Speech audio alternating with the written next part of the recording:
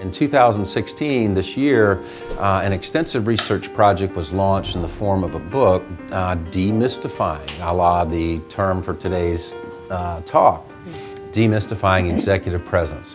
The woman's name is Bates, Suzanne Bates. She's a long-term communication specialist, worked with a lot of CEOs and decided to employ a pretty rigorous methodology in terms of defining executive presence. She came up with 3 fundamental buckets, okay?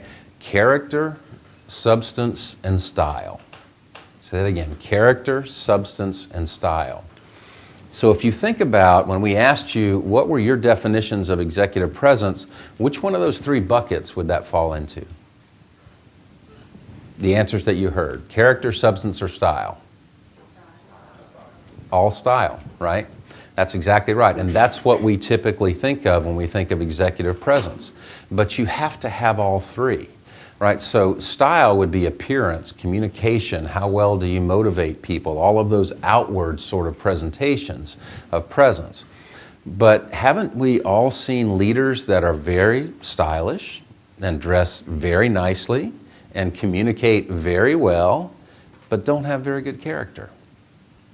Right? I see a lot of heads nodding. So you've worked for people like that. Right? How did that work out, right? How did that work out? So we have to broaden our definition of executive presence, right?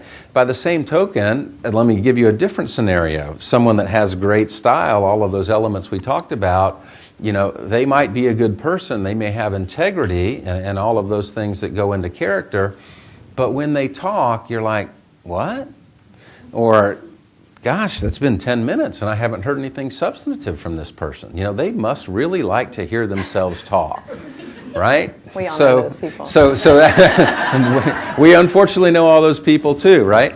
And that will not be a question we'll be asking you to nominate an individual that falls into these profiles, right? But that would be an example of a leader that has style and maybe has character, but they don't have any substance, right? They don't have any depth.